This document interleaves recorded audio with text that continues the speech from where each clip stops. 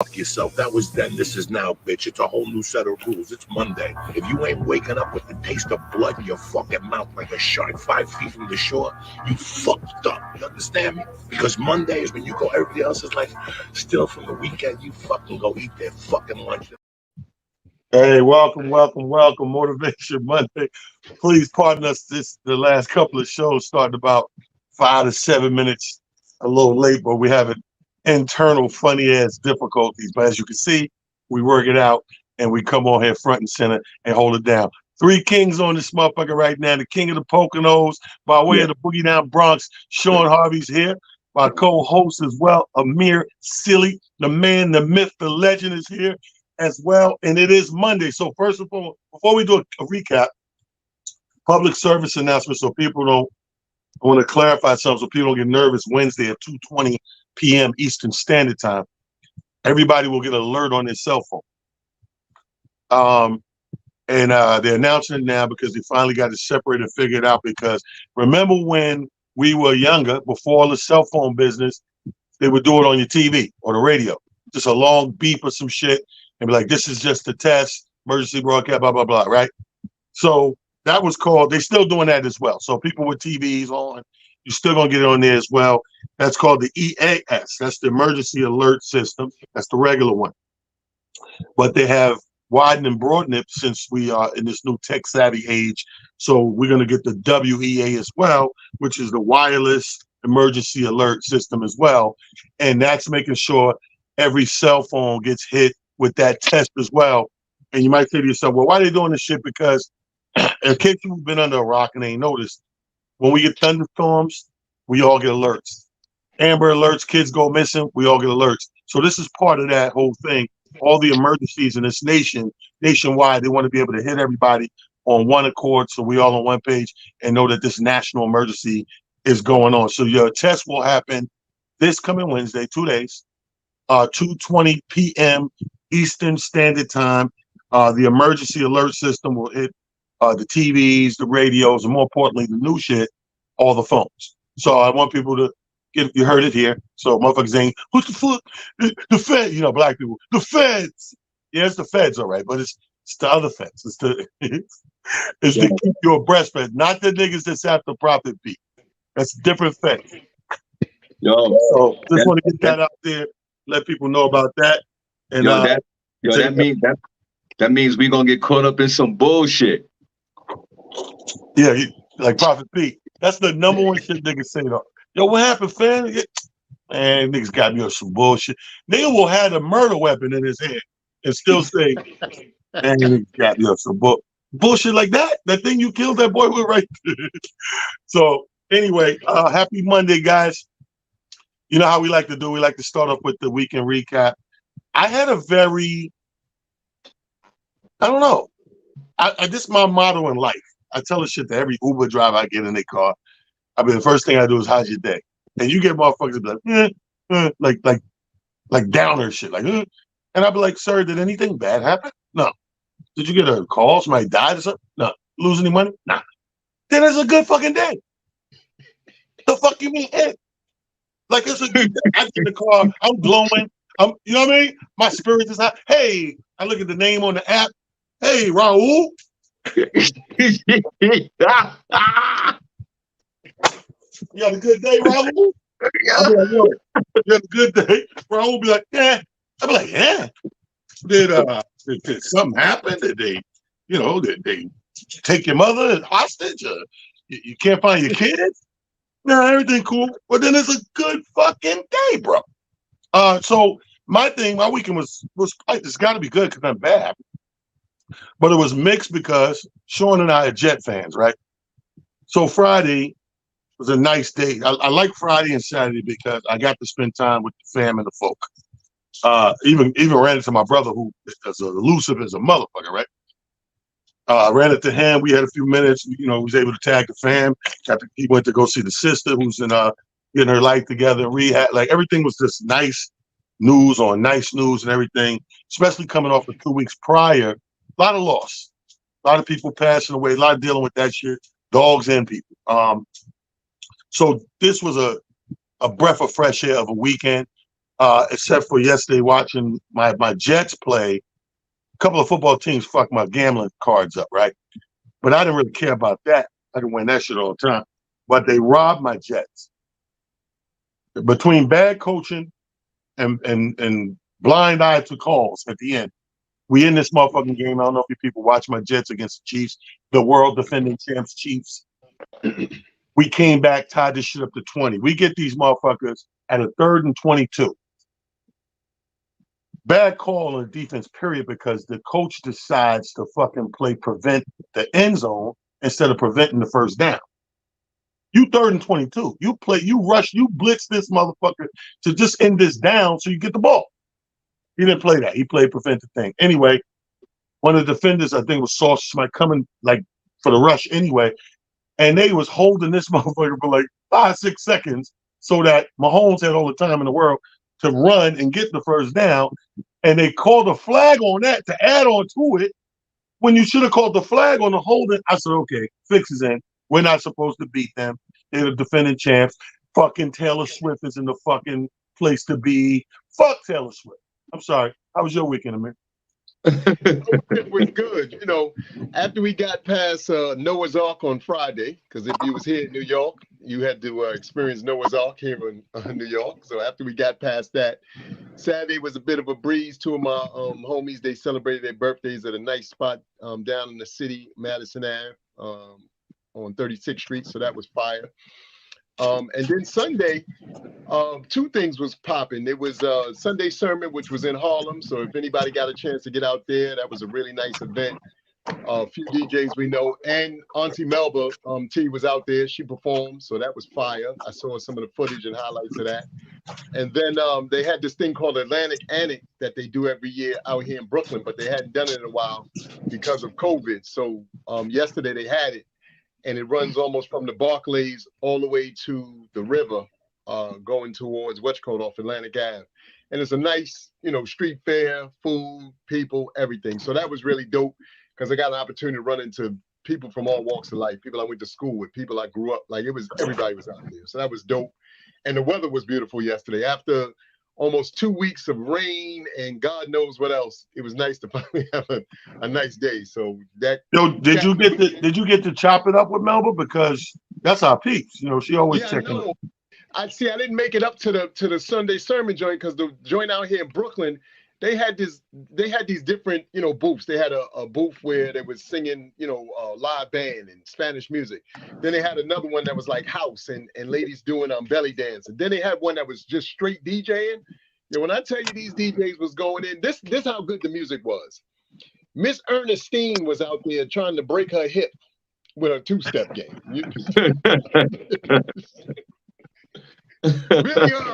Billy Earl out there in the wheelchair talking about, I got something for that. Like, come on, sir. I'm gonna need you to calm down. You just too much. Y'all doing too much out here.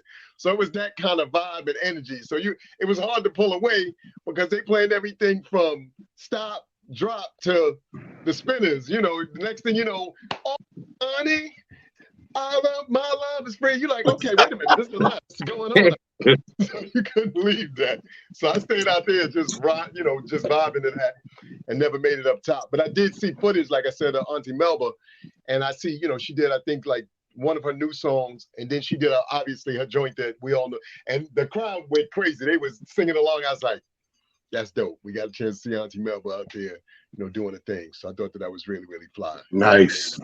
Sean, what we talking about, man? I know you was moving and shaking, bro. I was hitting you up. Yeah. Whenever Sean hits you with like 10, I call you back. you know, first of all, you know, I can't start off without shouting out Amir Sealy's burgundy shirt. We got to shout that out.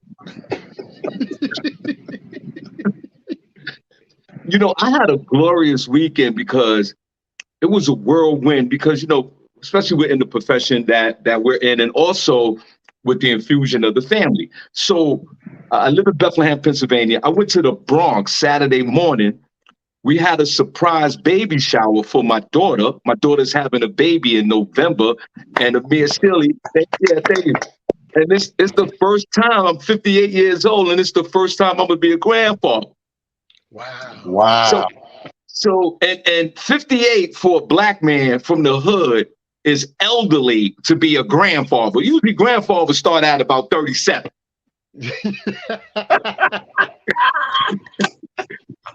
So so the family got together. We was in the crib. It was, yeah, you know how it is when you get with your family, it's just these special moments, and we enjoyed ourselves, food, we talked, and we had a good time. Baby father was there. It was just a great look.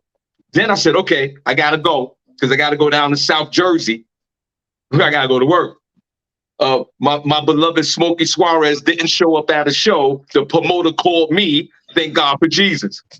I get there, and Amir Sealy in King, New York, talent. I seen something at a comedy show that I didn't see in a while. This was a predominantly a Latin urban show. Like my Latin urbans, my Bronx Latins, and some black folks with all that flavor. That flavor that we love, that was the crowd. But guess what? A fight broke out in the back of the club. Wait, where were you again? South Jersey? Yeah, I was in Sicklersville, New Jersey. I know exactly where you're at. Right there above Atlantic City, below Philly. I know exactly where you're at. Yep. Now, these are grown folks. These are folks from 35 to 60 years old, Amir Sealy, A-Rock Sealy. And guess how the fight broke out? A dude, one of the Puerto Rican dudes who just got out of jail, came to the comedy show with his boys. His ex-girlfriend was there, but she's with her man. And guess what he did? He bought her 2 drinks. He bought the ex-girlfriend 2 drinks, brought it to the table, and the boyfriend lost his mind. Threw the drinks down, and here these 2 old guys start hugging on each other, wrestling. The security dude threw both of them out. They went in the parking lot. They started fighting. It's another thing that I haven't seen in a long time, New York King. These dudes started fighting on my car. Oh. I'm like, yeah. So this one thing I haven't seen in a comedy show at a long time of fight is grown folks. I haven't seen grown folks fight and they're older guys. It wasn't a long fight.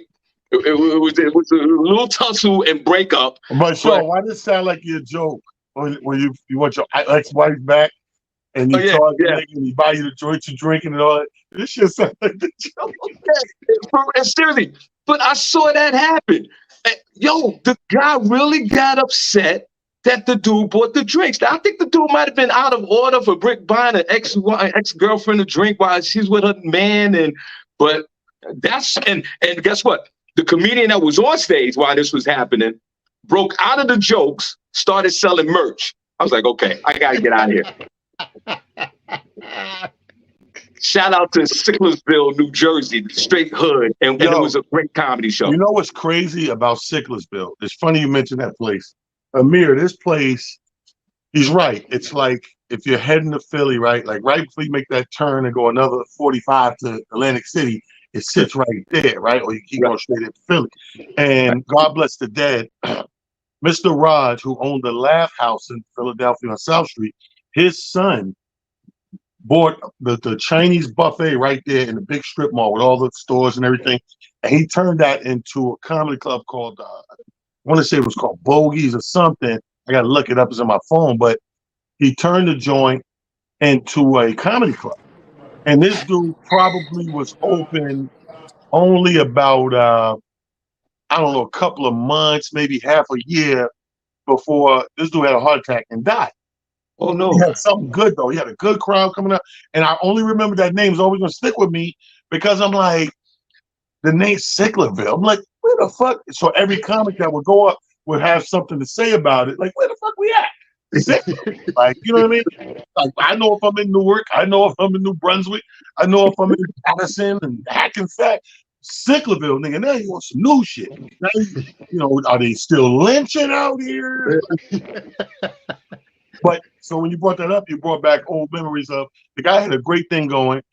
He caught it right in the pandemic where everybody was chasing their tail or whatever, and he got lucky and he caught some Asian dudes. They had one of those, those big Chinese buffets, and he converted that shit and started to turn into a comedy club. Then he had another one. That one held about a couple of hundred people. Then he had a bigger one that they were going to sell him or lease him or whatever.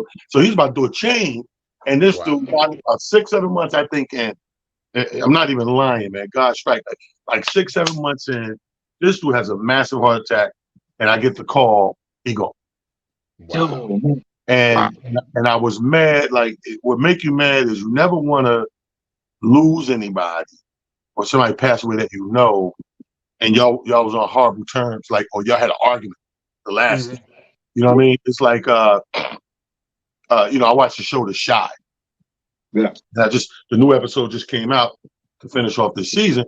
And in the episode, one of the main characters' father's a pastor. And the last conversation he had was pastor, was like a borderline argument discussion. And then the hood dudes come and kill the pastor. And he's like, damn, he's sitting there feeling fucked up because the last conversation I had with my dad was blah, blah, blah. That's how I felt about this guy. We had a little discrepancy off of the booking. And he did some shady shit that, the business is shady. Like, if you're coming through my company and we're doing business and then you try to go backdoor the company and undercut the business, that's never a good look. So I was checking him on that. You know what I mean? And then me and Coco Brown had a few words because she don't even know that she undercutted herself by doing the dumb shit by, you know what I mean? I called you to book you, and then you went and did some other shit and made less money. You know how women always complaining about we don't treat them right, they don't make what men make and all that. I was getting you more money from the guy, than the guy was going to give you direct. So we had that little thing, and then not even a month maybe later, 3 weeks to 4 weeks later, he died. And I know the fam and all that. So you have to, when somebody died, I believe in you pass all that bullshit and you let them rest in peace. You know what I mean? Ain't no need in dwelling on that negative shit. So that's why I remember that Sickler shit. Sicklerville shit is so funny. It's hell to me. All right, so let's get back on track. Once again, welcome if you're just tuning in late. Motivation Monday, Sean Harvey, Amir Sealy, Talon Harris. We here to just throw it against the wall. You tell us what you think about it. If you just tuned in, you missed the announcement. The emergency alert system is going to hit your cell phone 2:20 p.m. Eastern Standard Time this Wednesday. Don't get scared. It's just like it used to be on TV, emergency broadcast system. But, a phone is not considered broadcasting, so that's why they call it the wireless emergency alert system. You'll get that 2:20 this Wednesday. And, what makes that interesting, I forgot the first time, that shit is going to come on your joint, whatever language you got your phone set to. Right. So if you're an Asian motherfucker, you got your shit set to fucking Mandarin, that shit motherfucker going to come on. 220, right? Spanish, like Sean said, it's going to come on. Hey, papi, hey. And if you fucking regular black, it's going to come on kind of like Melba Moore. So they got to be covered on this shit. That's how you show you how the government, the real feds, get down. Now, my first topic I want to ease into today, guys, is good friends. I want to talk about good friends. What do some people consider good friends? What is a good friend to you? Do you have good friends? Do you want good friends? Because here's a funny thing I was thinking of. Even though we want what we want when we want it, right? Do we charge that to the next person and judge their character? Like, say I do some shit, like private people was fucking around talking about I got caught in some bullshit, right? So let's say you do some bullshit. I mean, I consider myself your friend, but you do some bullshit, you're wrong. And somehow it comes to me, I don't know, cops ring my bell or catch me at a show and want to question me, whatever. And I say, nigga did that shit. Now, in 99.9% of the hoods, you snitch. But in the global scheme of right and wrong, I did the right thing. I told the truth for the greater good. Yeah. Be honest. Am I a good friend to you? It's so crazy. First off, I think you are. I think what happens is, to your point, our moral compass seems to get, go off track because of all of these things that we have now at our disposal. Something that you mentioned, me and you were having a conversation, you mentioned off here, you said, now everything is clickbait. So people want to be the first. Like you said, me and you get into this discrepancy. Sean Harvey's the first to post about it. Yo, did y'all hear Talent squealed on this nigga? I'm here, so on and so on. And like you said, I'm close to both of y'all. So I'm like, Sean, why would you disclose that? I'm behind the scenes trying to, supposedly keep it quiet. But I think, to be fair, you're absolutely right. We have to live on the side or work on the side of what's right versus what's popular versus what is going to allow people to feel good and warm and fuzzy. Right is right and wrong is wrong. Unfortunately, the world has been turned upside down to me in a way now where it's the exact opposite. If you do the right thing, people are looking at you like, word, son, like, why you doing that? Versus, yo, he did the right thing. Let's give him props and credit for doing the right thing versus going the sucker route and making up some fictitious thing that now you got to dig yourself out from under and or live, under that pressure. So you got to keep lying to people all the time, trying to make it appear as though what you said is the truth, and it's not. So I think, you're absolutely right. I think you are a good friend. And then the last thing I'll say about it is, to your point about good friends, period. I think that we now live in a time and in a space where, unfortunately, people don't even know what good friends are anymore because we have these levels, day ones, your day twos, and all this other stuff that we have now. And because of it, we sometimes lend our loyalties to some of these entities that don't deserve that kind of loyalty. Like your day ones, you're like, well, this is my day ones, this, that, third. This nigga been hating on you since day one, but you never addressed it. You always just played it off. That's just the way Sean is. No, that's not the way Sean is. He's hating. He's your man, but he hates. Like, you need to either call him out on it or, totally let it go. And I think we're in a weird space now where people are afraid to do that. We're afraid to broach each other and go, hey, I heard some things. Let's talk about it. What's good? Now, me and you had this conversation off air yesterday about day ones and all that. And I reminded you of something I seen I thought was very interesting, where this guy posted a story talking about, he was like, yo, your day ones don't necessarily behoove you. They're not necessarily good for you because, to be honest with you, our day ones, we had no choice of being around. He said your day ones, those are either relatives or friends you might have lived in the same project building with or worked around. By some way you had a connection that was necessary, that you had no choice. You're a kid. So you're going in your place with your parents and the people that's in charge of you putting you, which makes these motherfuckers your day ones. But like you said, he could have been hating on you your whole adolescence or your whole childhood. Now, when you get older, so when you start picking shit, day twos and threes, these are motherfuckers, because you ain't picked day ones. They kind of, lack of a better term, these motherfuckers was assigned to you. They grandfathered in. Yeah, you assigned to them. They assigned to you. You know how many motherfuckers I grew up with, family included, I don't really fuck with like that. Like, I know we family and I gotta love you, nigga. I gotta respect the code, but I don't have to like you. Yeah. Like, I say this shit about my kid. For a man with 6 kids, I could sit here and I'll say this shit with my kids in the room. Yo, your dad, you got a favorite? I said, first of all, let's be clear. Love all you niggas the same.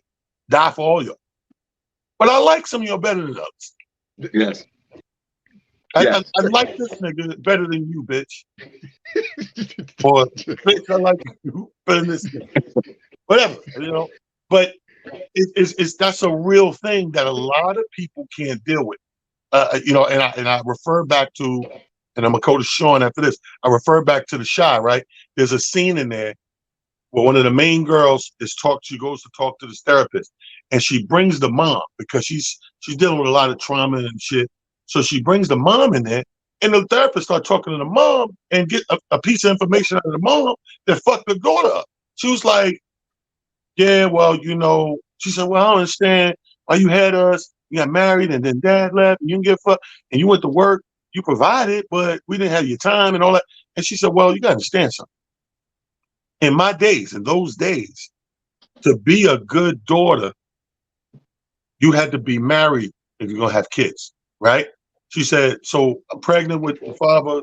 We decided to be good daughter and good son to our parents and get married and make it right, make it look right in those days. She said, but I'll be honest with you. I really didn't want to be married. I didn't even think I really wanted kids back then. The fucking daughter was like, Wow. you didn't want me? She said, see, you're hearing it fucking wrong.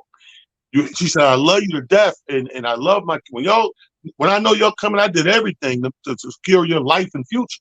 I love you. You're my kid. But if you go back far enough and look at my plans and what I thought I would be and go with, it wasn't really in the plans, but what the plans changed. And I felt like I needed to do the right thing to my parents and how they would look in this day and time, which I totally get. You know what I mean? I totally get it. So aside from people we're assigned to or that's assigned around us, that's why I believe in your day 2s and 3s. And I'm going to say why I say 3s. Because if you really break it down, your day 2s come around when you hit high school. When you come into your middle of high school years, I'd say 10th grade and up, like a sophomore, junior, around that time, you're starting to pick motherfuckers you're compatible with and you have like interests. So, because high school's bigger than your elementary school. See, elementary, you're still forced around these little crews. When you get to high school, nigga, and from all of us in the inner city, that's our first time around white people for most of us and mixed races and shit. So now that's day 2s, right? And that's cool, but you're still young. You ain't lived yet. So you're looking at young interests. Like, yeah, we both like basketball. This how you know you're young. You say shit like, we both draw. Whatever. But you're young, so you like young shit, right? But your day 3s to me are the real imperative ones that's going to really shape you as an adult. Because now day 3, you're out of school. You're expected to do young adult shit. You know, and if you're me, nigga, I'm already out of my mom's house. You know, so I got to choose wisely. So I don't end up in a fucking jail like Prophet Pete. And like, right. You know what I mean? So my day 3s, day 2s are better than day 1s, but day 3s are even better than day 2s. So right now, I can honestly say that I'm really tighter with my day 3s and what I could borderline now call day 4s. Day 4s come in your 40s. Sean, what do you think about it? What's the plan, brother? Break it down. You know what? You are absolutely. First of all, the first thing I want to say is to all my day 1s, a lot of my day 1s done passed away. They're gone. Damn, that's fucked up. But no, that's real too, though, Sean. So that makes sense. You know what I mean? Right. And safe to say that some of my day 2s as well. Day 3s and day 4s, you're definitely right. It's more relevant and prevalent on today on the importance of these relationships that you have with folks. If you're talking about a good friend or a great friend that you want to check, or do you drop a dime on? Do you snitch on somebody?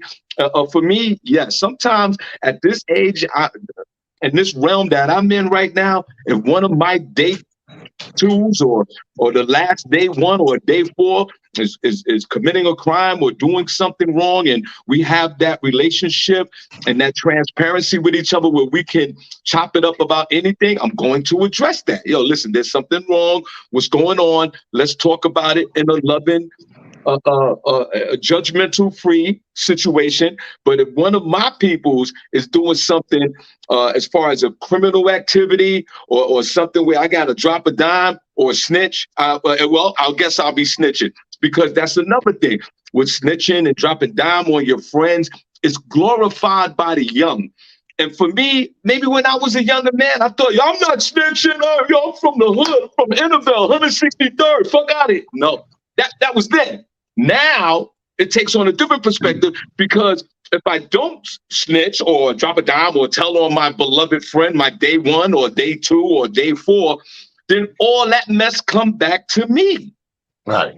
I'm trying to, in this season, I'm trying to live in peace. But if one of my friends is acting up and we're talking about it and they continue, I can't mess with you. So if one of my day 1s bang on my door right now, yo, let me in, man. Yo, I robbed the ATM machine. Can I put it in the back? First of all, you 55 years old. Why are you robbing the ATM machine? Yeah. And that's what, a man talks about that a lot, about your universe and your energy. Yes, at this age, I would freely drop a dime. I will call 911. Get away from me. Yo, Sean is stupid. First of all, let me say this, B. First of all, when I say like snitches, like I'm not a traditional snitch, right? So I'm not the guy like that just know information and then go volunteer. Yo, you got a bunch of guns in the house. I'm not I'm the guy that, but I am this guy, I'll be honest with you. I'm the guy that if whatever you got doing around, whatever, if I feel like it's a threat to me and mine, yes, and where I dwell, then first of all, I'm a grown man, so I might say something to you first, most likely. And it depends on your reaction and what your continuance of the matter is. Then I go, you know what? I go to the club owner, to security, to whatever. Hey man, dude over there wilding, blah blah blah. You know what I'm saying? Like you have to be a threat or a detriment to what me and mine are going through. So if a nigga doing some shit and it ain't got nothing to do with me, half the time I'm laughing. I find funny in a lot of shit. Part of why I'm in the fucking occupation I'm in, because I'm able to find funny where other motherfuckers, ouch. I'm laughing, nigga. Every nigga that fall, I'm over top of him. Oh, you bust your ass. I'm that nigga. Everybody else like, you okay? Fuck okay. You sitting, he busted shit. Yeah, but his leg is broke. So what, man? Can we laugh first, then call the paramedics? Goddamn, niggas blowing the fucking laugh. You know what I mean? So I'm that dude. So it really got to be a thing, like, where motherfucker. Okay, like my neighbors. Like one time, dogs loose in the yard, barking up a storm. Yo, these dogs are barking about they place to call. I ain't that guy. I feel like, I'm in the house. It's late at night. No kids are out. Can't nothing happen to us. They'll figure that shit out, fix it by the morning or whatever. I'm that guy, right? Now, if you a motherfucker that's just being ignorant motherfucker and sit out there with the dog and wait till we come out and get him. I'm calling on you because now you're going to get somebody hurt on purpose. Yes. It ain't even an accident at this point. You being a fucking dickhead, So I'm going to be like, hey, man, he does this shit all the time, blah, blah. And I feel like this on my block, at least on my block. I'm grandfather. We talk about grandfather, nigga. I'm grandfather in here. I'm coming for 30 in this motherfucker, right? So it's probably one motherfucker in my block radius that been here long as me or close to it. All right. You newbies to me. I'm quick to tell a nigga, that's not how we do over here, young. And the nicest way the first time. I might give you 2 nice joints. I give you the regular nice shit, then I give you the sarcastic white boy shit. Then I'm coming for you. Yeah. Because if you keep doing it 3 times, now you didn't respect the gentleman, and you didn't even respect the sarcastic Caucasian shit I put on you. I gotta come and take the nigga. I keep my nigga on deck right here. Don't ever think I can't pull this nigga out. Yeah. Calm down. Not right now. Don't ever think that shit can't out. You know what I mean? Yeah. So a good friend to me, like Sean said, day ones at this point, you're gonna question their motive. You're gonna question, like you said, you ring your bell, weird hour, yo, sure. Yeah. Who's that? Yeah. Right, from high school. What the, huh? Like, I call him I guess I could call him he's kind of right on the border, day 1, day 2, right? Because high school. But I don't speak to him no more because, and we done been through a lot. Nigga, I loved your family like it was mine, your mom, but we tight like that. But when you cross a line with me, and trust me, this is Talon Harris, you got a lot of wiggle room. So anybody, I don't care who's watching, if you ever hear a nigga that I'm not talking to no more, a person I don't fuck with no more, trust they had a lot of wiggle room before I got here. I'm not, I don't wear my shit lightly. I'm not pussy. I'm not soft. I don't wear it lightly like, fuck you. I don't get there easily. It got to be a thing, man. You got to use all your wiggle room up before I go boom. So I don't fuck with dude, right? We done did our whole high school years together. We done had a record label, record deal together on the label and all that. But when I felt like you crossed the line, I was like, wow. I was like, okay, cool. I'm not beating this phone up. I didn't send any derogatory shit. I ain't threatened nobody. I just said, cool, and remove you from my circumference. Like you're no part of my circle no more. Like you're just gone. And shit happens, you know, I ain't gonna say all the time, but that shit happens. And when it happens, I'm a firm believer. Just remove it from your space. Yeah. If I sit you down to keep beefing about the same thing and arguing about the same thing, I kind of want you in my space. Because who the fuck chases negativity? Right. See, you know, it's so crazy. It's so crazy that you phrased it that way. Because I say the same thing. I said, and this goes for anything when you, like you said, when it comes to friendship, you know, yo, I lent homeboy, you know, $20, $30. You trying to call them to get the money back. Now, when they called you, you know, and both of you are comedians, so I'm sure you got jokes somewhere around this. Everything, you know, yo, I need this. I'm telling you, man, just if you lend it to me, I'm gonna hit you back. You good, whatever. You call this person for it back. They dodging your calls. They acting like, you know, oh, that little bit of money you lent me. It wasn't little when you needed it. That's one. Two, I just never understand. So I'm to T's point, I'm one of these people. If $40 got you off of my Christmas list, then that's on you. I'm dead serious. I don't feel bad. You can't call and ask me for nothing. And you most certainly can't get any more until you pay what you owe. So if you know you got a running tab with me, you better clear up said tab first before you even start thinking about fixing your mouth to ask me for anything. But I think to your point, it also goes the same for friendship because, like you said, you know, sometimes people put you in awkward positions that have you like, yo, I thought we was family. Like, that wasn't weird to you. You didn't, okay, no problem. And I'm just like you, T. I'm quiet about it. I'm still even smiling when I see you. Hey, all right. No, but I noticed you don't really hang with me. No, I don't. We don't. No, we never gonna be that cool again. You screwed that up. That was your actions. Hey, Rock Steely. Yes, Hey, sir. Rock Steely. I got one better for you. One of my day ones moved to Florida. His life was in shambles, and it's just a mess. It's a continuous just bad decisions. All right, what else? He hit me up and said, "Listen, can you send me $20? Now I'm here in Pennsylvania. He needs $20 in Florida. Now $20, man. Like, you know, I respect everybody's money, but boy, when you call him for $20, that's a problem." Right. And I said to him, I said, listen, this is not a loan. This is nothing. I'm going to give you this $20. I don't want it back. You are day one. We went to high school together. Same thing, T, like you talking about. I don't want none of this to mess up the relationship. I'm going to send the $20. I have to send it Western Union. It costs me $30 to send the $20. Nigga. I send the $20. I said, yo, I love you, bro. Don't worry about it. And that dude still messed up the relationship. When we had no conditions on money, because he kept, now I gave him the 20. And then Cash App came out. Now he's sending me requests. $10 request, $10 request, $10 request. No, $10 request. Yo, bro. Yeah, hold on. I got a story like that. When I tell the story, then we're going to switch gears to the next thing because time is escaping it. But you know what's funny about that?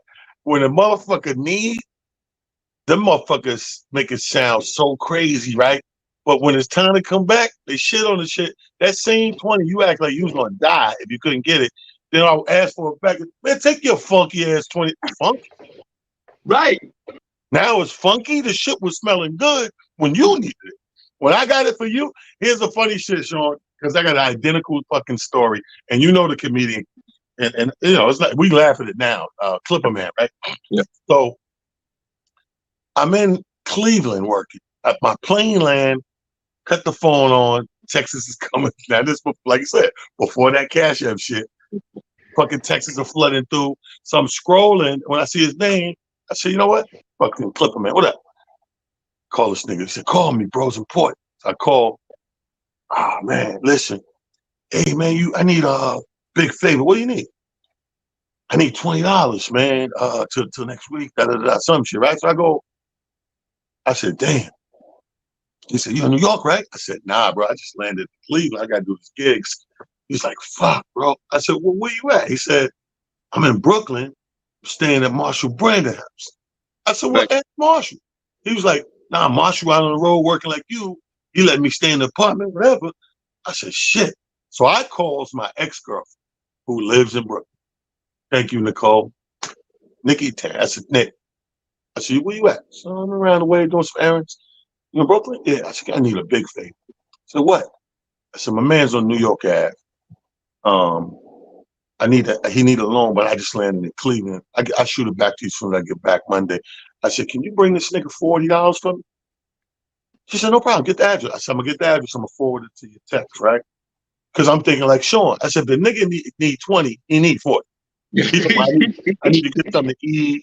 I said, what are you gonna do tomorrow? So I said, you know what? Get that nigga 40. I got it, right? Thank you, T. He hits me up. Yo, she just came. You're a lifesaver. All this shit, bro. So now, fast forward, bro. I never asked for this money back. But as a man, there's a principle. You can't keep being around me, not bringing that shit up at all. Like, I'm starting to feel some sort of way now.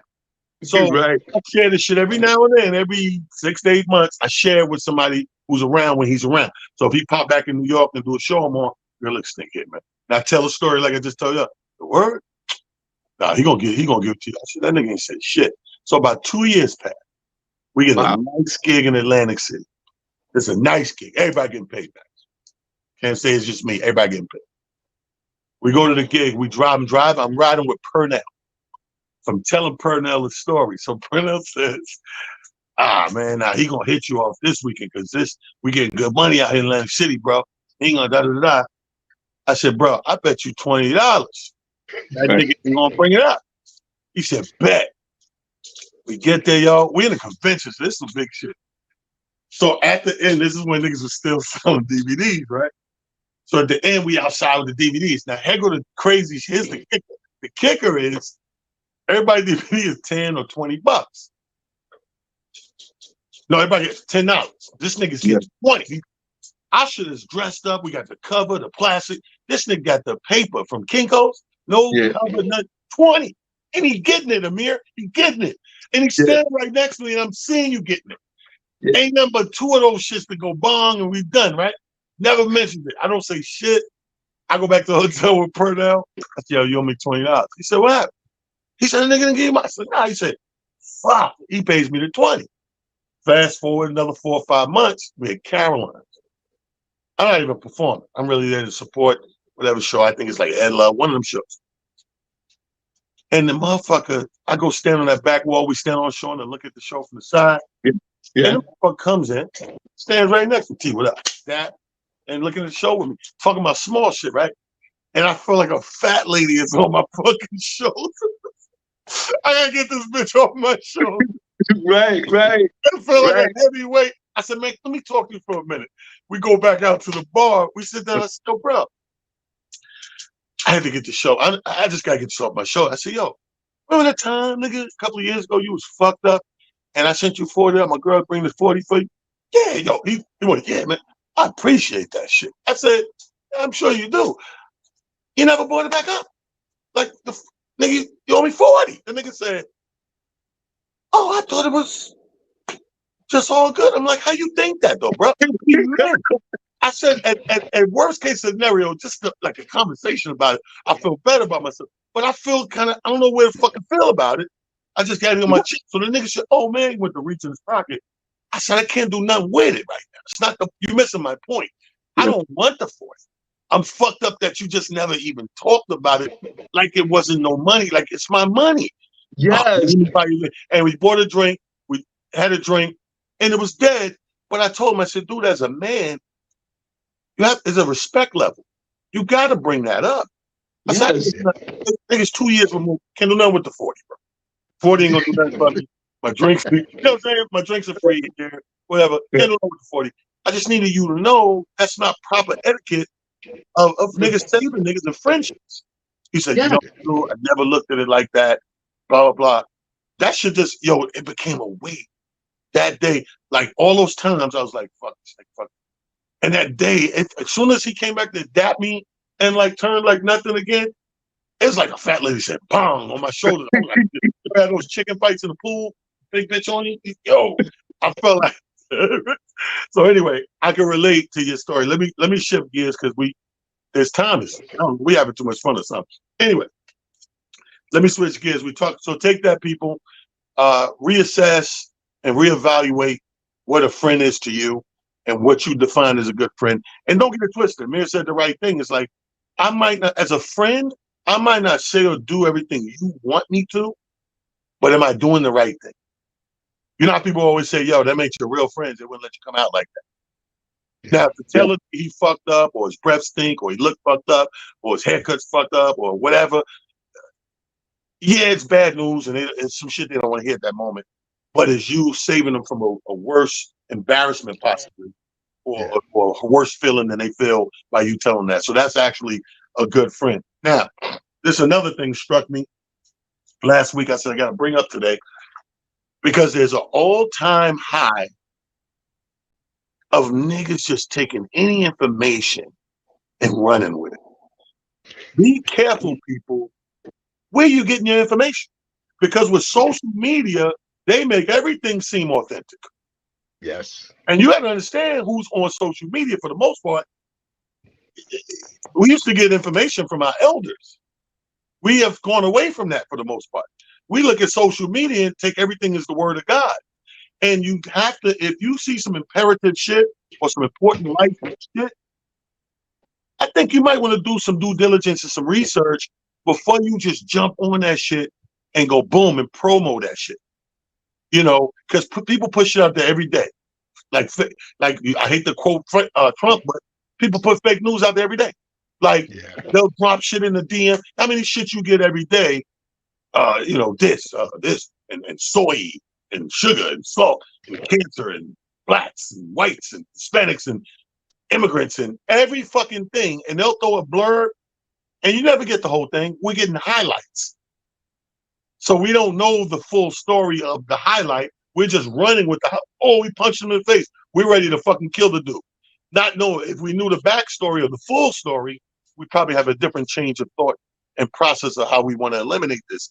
But I think it's imperative that we take a little extra care in where we're getting our information from. Am I wrong? No. Again, another absolute gem there. And I'll take it one step further because you then explain the real deal. Get the entire story. Mike Dean sent me this really dope video, which once I get off here, I'll send it to both of y'all, of 3 different shots of the exact same thing. But each shot, if you stopped it where you saw the shot being done from, you'd have a different reaction and a whole different perception of what was going on. And to your point, we live in this clickbait, microwave, every 10 seconds needing to, feed the beast or feed, what we think is going on versus, hold up, let me get the whole entire story, really get all the pieces, put the puzzle together, and now have a complete picture and response that now addresses what is being said and or done. It's wild to me that we got this emotional situation now where they know how to just push the right buttons. To T's point again, like you said, your DM is flooded full of all kind of stuff. I don't know between the two of y'all, because I got friends in teaching in the schools. Just speaking alone, I've seen at least 2 different videos that disturbed me. One was a teacher. She was talking to some young ladies or whatever the case may be, and I heard one of the young ladies say, "You a big chick" or something. And the next thing I know, one of the other young ladies threw a chair at her, knocked her out. I think one of the students kicked her while she was down. I was like, what is going on? Then I saw a different video today. It was a teacher. She was asking the student to apologize, but the teacher had a belt in her hand. The young lady said no. She proceeded to tear this little girl up, something awful. So I was like, the fact that the classroom has gotten to that level is disturbing, because it tells me a couple of things to the point of this conversation. One, because of clickbait and because of the fact that there are no repercussions for things that we say and or do, everybody feels free to just do whatever. And then we just don't have any checks and balances. I miss the days of our youth and our childhood where you had checks and balances. The people in the neighborhood could beat that ass. Then, family members could beat that ass. And the list goes on and on and on. But we had checks and balances. So you just didn't get out of line. Right. Just because. Right. You know what I mean? Yeah, you're absolutely right. I mean, but again, talk about back in the day. Back in the day, we had a different system, just in general, not even going deep into like news policy stuff, just information in general. We had elders who could tell you something because they lived it. Like my grandmother used to say all the time. She'd say, nigga, I've been 20. When have you been 60? Nigga, I've been 30. When have you been 70? Yeah. Nigga, I've been 40. When have you been 8? And if you really listen to the depth of what that means, it's like, nigga, I lived it. You didn't get here yet. So I'm trying to give you information so you may not go a step or two less than I had to do. Remember we used to make fun of the old great-grandparent, I walked 2 miles to school and blah, blah, blah. And that shit was funny and became a joke. But the reality is, I want you to go to school and not have to walk those 2 miles. Right. Man, this is New York King, A-Rock Sealy. This is a good one, man. And I like what you said, A-Rock, about feed the beast. That's what this is. Information. We even have to question information. They even came out a couple of years ago. It's Monday, cocksuckers, and you better come prepared because they don't fuck around on Monday. Monday, most people come in, I had such a great weekend. Oh my God, go fuck yourself. That was then. This is now, bitch. It's a whole new set of rules. It's Monday. If you ain't waking up with the taste of blood in your fucking mouth like a shark 5 feet from the shore, you fucked up. You understand? Because Monday is when you go, everybody else is like, still the weekend, you fucking up. Sorry, we got the promo. We got the promo right here. Go ahead. You talk about information, which is bizarre to me because now we even have to question just the word information because we got to debate everything now because the truth is not the truth anymore. They even came up with a term called reality. There's a reality and then there's a different reality. There's 4 different realities out here and 7 different truths that's going on here in the world. 60% of the social media and internet is not even real. It's propaganda, and we know it. And the scary part about it is now we got the AI. They got robots, people that look like human beings giving false information, and we're believing it. Clickbait. You're right. It's a click, click, click. It's almost robotic now. It's scary. You can't even have, you're right, back in the day, we had a conversation. You can't have a conversation because it's too many conspiracies. Nothing wrong with the conspiracy or conspiracy theorists. I think it's healthy to talk about an issue and dive a little deeper. I think I'll put a pause on that because Amir Sealy would always say that, like we would dive a little deeper into a topic or a subject. There's nothing wrong with that. But now it's like a fantasy. It's like an Earth, Wind, and Fire song. Every man has a place, and his heart is a space. And the world can be split with this fantasy. This thing is serious right now. What is true information? We don't even know what it is no more. And if you have facts, like you a sucker if you got facts. Like you a bitch ass nigga if you got facts, straight 100%. No latos, straight facts. You are they will cancel you out of society if you have facts. You bitch ass nigga got facts. Information. We're literally trying to save information. It's diluted. Yeah, you're right. We got to do checks and balances now. But that's my thing. You know how many times I get something showing in the inbox and my eyebrows go up, like, oh shit, the fuck is this? And then as soon as I do a little research or dive a little deeper, that shit was 2 years ago. That shit was 5 years ago. Like, so I'm like, I'm in my feelings right now. Oh my God, look at this baby. That baby 27 now. So like, and living good. Yeah. So long in the sweatshop. The baby grew up. The baby owns his own sweatshop. So Can you imagine a fucking kid in a wet sweatshirt? You worry about the kid. This nigga on his own sweatshop.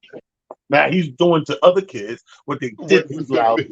I'm just fucking around people. But listen, my point is, be careful of where you get the information. Do your due diligence. I know we really only got 2 hard topics in, but they were so good. That's how you know the topic is something that's hit a nerve, is when you can expound. And like we just said to y'all, dive a little deeper and fucking dissect the topic. So Good Friends was one, and careful about your information that you receive. And because you know why I say be careful, it'd be different if it was the old days where I get information and it just fucked me up. We don't live in that time. We live in a time where we all share shit. Yeah. With a click of the button, we go, oh, that shit happened? Send that to my 25 friends. Now you fucked up 25 other lives because you fucked up. But you know, that's a perfect example when you just talk about information on the at the top of the It's show like when you started. showing and she keep loaning her jeans out. Bitch, you know you got crabs. Now you got 20 other bitches. I'm sorry, go ahead. Right. But what I'm saying is this: just like in the beginning of this show, you gave us clear information. Wednesday, 2:20 p.m. A wireless emergency alert. Blah blah blah blah blah. But there's somebody out there like, where's it really coming from? Yeah. Is it really real? Don't believe the propaganda. That's not really an alert. It's something coming from someplace else, and people will believe it. You could break down a simple information about an alert that's happening on Wednesday, and someone will dissect it and dilute it to where it's not even the truth no more. Well, I say screw them. Everybody that's rocked with us today, we appreciate you tuning in.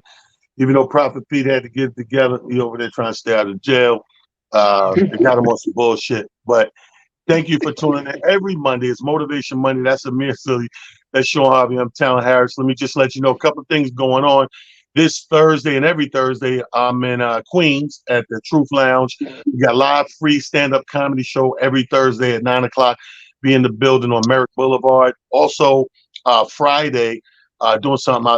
I check my IG. I'll post the address. I forget what the address is, but back in Queens at doing some private. No, we're not private. Like for the lodge, for the Elk Brothers. The post will be at one of those VFW Elk lodges doing what we do there. Saturday, back up in Rochester, the Comedy Takeover every month. Rocking out. We're back this Saturday. 2 shows, 7 and 10. Come see us at the Urban Euphoria. Talon and Friends, holding the shit down. Sean, what you got this week? Oh man, listen, Wednesday, Brooklyn, over at 275 Park, hosting over there for Ray DeJean. You'll come through. The show is absolutely free. Saturday, if you're out in PA, we're at the Game Time restaurant that's in Bethlehem. It's all that information is on my social media. Hit me up if you want to come on out. Amir, you always know where the happening's at, brother. Tell us something that's pop. Hey man, got a few things going on. My man DJ CEO has something every Friday out here in Brooklyn. It's a good look. And I'm not sure if you've seen it, T, but Tammy Ford and the team got a really. I seen that Sunday. Columbus. That shit gonna be crazy. It's a day party. Yes. Like 3 to 8 or some shit like that. Yo, that video's crazy they put together, man. So and Slate, Sean, if you in town in the city, Slate free. But they crowd is so super exquisite. It's sexy. It's dope. Yo, I've been telling people already. Sunday, I'm there. It's gonna be a really good look. So come on out, Sean, and enjoy, man. Go in that closet, dig out, something to show out, because you're gonna be in there like, okay, wait a minute, this is Sean, pull out that double-breasted mock neck you got. No doubt. No doubt. Thank everybody for tuning in. That's Sunday, 3 o'clock, Slate, which is on 21st, ain't it? I think it's on 21st. But, I think it's 21st. Y'all look up. She's on Instagram, and follow her and the team. And like you said, we out here quietly, but we out here. So just look on my page. We're gonna repost all the stuff that's going on. Exactly. We'll just hit our page. Yeah. It's Monday, and we always say that. I always say this to y'all. First and foremost, it's nice to be important, but it's much more important to be nice. It's October. We got 3 more months left to the year, y'all. Get it in. Get whatever it is you're supposed to be doing. Let's get it. And it's Breast Cancer Awareness Month. And it's Breast Cancer Awareness Month. P is Breast Cancer absolutely- Awareness Month. Shout out to the survivors. Shout out to the people that's doing their due diligence, that's going through this horrible thing called the C word. And fellas, pay attention because now we know it could be Yes. on you too, nigga. You know what I Yeah. mean? Get it on your little man titties too. So, Yeah. Breast Cancer Awareness Month. I'm dropping a new shirt every year. This month, I drop a pink shirt in tribute to it. We're doing the teddy bear on the pink shirt this year with the ribbon on the sleeve. So holler at your boy, inbox us, stay abreast. You know what I say? Stay abreast, man. We love you and ain't nothing you can do about it. Yes. We out of here, baby. Peace. Yes. It's Monday, cocksuckers, and you better come prepared because they don't fuck around on Monday. Monday, most people come in, I had such a great weekend. Oh my God, go fuck yourself. That was then. This is now, bitch. It's a whole new set of rules. It's Monday. If you ain't waking up with the taste of blood in your fucking mouth like a shark 5 feet from the shore, you fucked up. You understand? Because Monday is the